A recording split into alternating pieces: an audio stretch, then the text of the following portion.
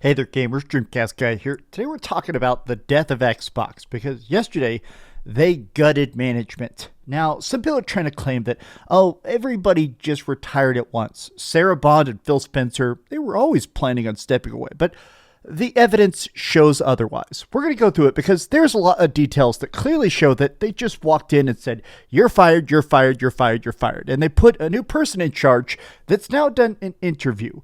Matt Booty and the new AI lady, Sasha, they've been talking about the new plans for Xbox, and to say they're pathetic is an understatement. Let's dig through all this because, honestly, people seem to be sad in retrospect. Watching Xbox, which has existed for decades at this point, just die with a tweet, they deserved a bit better. But let's break it down because I'm still in the camp where not only do I think this is the end of Xbox, there's not going to be a next gen, there's not going to be a new Halo. This is it, boys. Let's talk. Hi, hope you're having a great day. If you could please give this video a like and subscribe if you haven't already. Now, when this first happened, I made a video talking about it because it still just seems so impossible. Like, I predicted the fact that Phil Spencer would go away, but I didn't expect him to walk in and just, clean house. People are making some rather bleak memes about gaming 9/11 happened, but let's be clear of something real quick. The bad part about this isn't just the fact that, Xbox has sucked for a while. I'm personally just pessimistic because this is even less competition in the console gaming space. Xbox is gone. Really, now we just have the Nintendo Switch 2 and, the PlayStation 5, which obviously I've got a lot of gripes about. But this is the thing. Think about all the conspiracy theories that are already popping up. There was a series of memos published talking about their thoughts. Oh, I'm so excited for the future. Oh, this is why I'm glad we're handing off power. Nobody talked about Sarah Bond. Everybody just sort of acted like Sarah Bond was still part of the plan. In fact, people noticed that Sarah Bond was actually tweeting about Xbox about 2 hours before her stepping down. She was still talking about how she's excited about the future of Xbox. They clearly just fired everybody and put this doofus in charge. Now, in case you don't know Matt Booty, a lot of people have problems with the fact that some of the stuff he's done, undoubtedly great. It doesn't come in mind at the time, but I'm sure this guy did something somewhere great, right? I mean, think about it.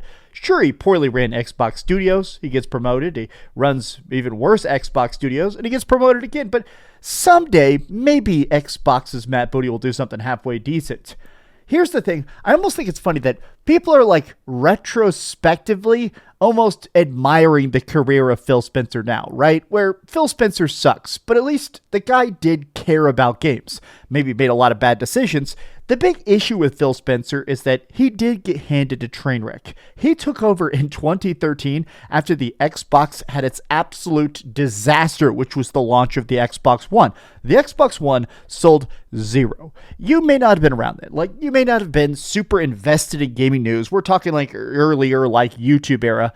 The launch of the Xbox One was a meme. It was overpriced. It had zero launch games. It had zero hype. There were even talks about the fact that the built-in camera may be scanning the hair on your balls, brother. We're talking Phil Spencer took the Ball Scanner 9000 and managed to make it a barely palatable system. And yeah, the Xbox One never caught up, and the Xbox Series X is pretty much just dead on arrival, but at least the dude actually tried. He didn't do what a lot of people do, is come in, take 3 years of a paycheck, work the minimum contract, and bounce. He tried. Maybe not hard enough, but the dude definitely tried. But people are also talking about the fact that what really definitely caused the downfall of Xbox, which I don't think that they could not have predicted this, the acquisition of Activision Blizzard. That $70 billion deal. Now we have a lot of leaks that basically, apparently what happened is, Phil Spencer walked to Microsoft and said, hey, I really feel like I could 10x the power of Game Pass. I do feel like we're this close to breaking into that mainstream appeal, especially now that Game Pass is on other platforms. It's on PC. There was talks at one point, there were sort of discussions they were going to put Game Pass onto Nintendo Switch 2 or PlayStation 5. Obviously, that didn't materialize, but they said, just give us $70 billion. Let's buy Call of Duty, the biggest game series on the planet, and then we'll break even. And not only did this not work, it basically brought the eye of Sauron upon them. Now, all of a sudden, you can just see that Microsoft is laser focused on, why aren't you profitable? Why are we spending billions and billions of dollars to get essentially nothing back? The acquisition had unintended consequences. It killed multiple studios, saw thousands fired, and brought huge price increases. Not great. There's also poor management at Xbox Studios, like I said, complicated legacy. I don't know, man. I think he's been dragging that corpse of Xbox around for like 10 years. This merger, which was supposed to be like this glorious era of reinvention, ended up basically being the name on Phil Spencer's headstone. Now, I did see this meme.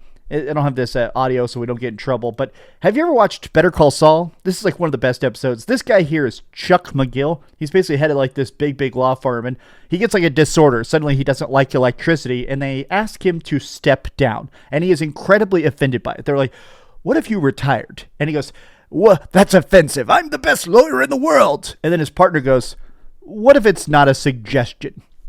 And people are like, that's probably how this talk went. They probably went and took Phil Spencer into Xbox headquarters and said, "You're going to retire." And he's like, "But I've got the next 10 years of plans laid out." "No, you're going to retire." Ghost to Hope has done a lot of Call of Duty leaks. He clearly has a lot of sources inside of Xbox and a lot of sources specifically inside of high up Microsoft. And he says this is very obvious that it was the case. He truly wanted to retire after the next Xbox launched, but instead was likely forced out because of the past year of underperformance. Not really sure what happened with Sarah Bond, but she had lots of plans in motion to take over and fill. This is the big thing that I think a lot of people are very aware of. And I give people kind of a huge chunk of credit for being hyper aware of how unique this dumpster fire is. Sarah Bond was clearly being set up as the next head of Xbox, not just from the fact that they've been making her more public facing, a lot of the decisions that she's come out with instead of Phil Spencer. She was clearly being set up of, here is Mrs. Xbox Queen, right? And then suddenly she's gone and Phil Spencer's gone. There are actually even interviews of Phil Spencer, like I think they were about 9 months ago, talking to him about the idea of retirement, and he busts out laughing and says, "Nope, we have a long, happy partnership with Xbox ahead." I just truly do not believe this was, hey, it's been a long legacy, I'm ready to step away, especially because he has been with Microsoft since 1988. Like, he has been there for so many decades, and this is actually coming up on the 25th anniversary of Xbox. I just don't think that he would leave before the landmark that in a lot of ways is his legacy. You know, that's what he's going to be remembered for, is what he did for Xbox. Look, so we're going to talk about the statements that have been made. The new executive has now been making statements, the new CEO, and her name is Asha. Asha has been talking about, essentially, she jumps from company to company to company, just shoving into AI for everything. She did it for Instacart. She does it for Meta. Her whole thing is basically, oh, you think that's good, but what if your can opener had a little voice that says stuff to you? Like, her whole thing is cramming stupid AI into crap to basically make it work, but make the investors clap like seals, right? Well, she has already said her goal is to not make AI slop. The fact that her first statement is about AI slop, probably a little bit of an alarm bell. Some people are trying to claim, oh, she's so locked in. She's so already focused on the gamer's vision of quality games. These are lies from corporate liars. As monetization and AI evolve, or influence this future, we will not chase short-term efficiency or flood our ecosystem with soulless AI slop. Games always are and always will be art, crafted by humans. This sounds like cope. This sounds like what they're going to try and do is basically say like, oh yeah, it's not soulless slop and it's still made by people. Humans use the tools of AI. All these freaking AI companies now always do this thing of like, this isn't AI art. A person typed in that prompt to make the worst picture you've ever seen of Goku getting freaking blown in the back of a bus stop. That's human art, brother. That's not how this works. Actual games are made by actual people from start to finish. Some Xbox defenders are trying to claim, Jez Corden's already saying, oh, there's no real changes. You know, everything's still on strategy. This is definitely not true. I'm not sure why he's saying this. I'm not sure why it is that Xbox defenders have this weird obsession with like, yeah, man, everything's great. This is the writer of Fallout New Vegas. This dude is the Fallout New Vegas writer. The dude is a professional Xbox hater in his free time just for fun. I, Xbox Shield Supreme, was told nothing, and I'm now here to reassure you that nothing has changed despite the changes that have occurred as a result of the current strategy. Jez Corden, forever champion of disappointment. What makes this shady is that when Jim Ryan retired from PlayStation, it was done over 3 months. Microsoft is effectively kicking Phil out within days. The new Xbox CEO has no background in gaming. Sarah Bond just resigned without an email even explaining her departure. A lot of people really are talking about the fact that this is that kind of thing where it's obvious they just said, hey, broke boys get out. AI is profitable. We're putting all our money into AI. We want to see what these people do. We don't even care about your legacy or your plans. Get out. One guess, we're about to find out how many projects Phil Spencer was shielding from Microsoft's quarterly math. Now, this is kind of one of those urban legends in the industry that we were never really able to verify, but there is talks that with Phil Spencer specifically and some old PlayStation heads like Shuhei Yoshida, they would find personal projects that they cared about the most. You know, a little indie game or a tiny project, and basically make the best to not bring it up. You know, kind of let them exist invisibly to crank out good quality stuff instead of putting it into paperwork. They may get the eye of Sauron looking at them. But I just truly think with all the closures, the amount of tens of thousands of layoffs, I truly do not believe that at this point, Phil Spencer, anything he was protecting, I just can't believe that he had anything left in his pocket after so many rounds of bloodbath layoffs, right?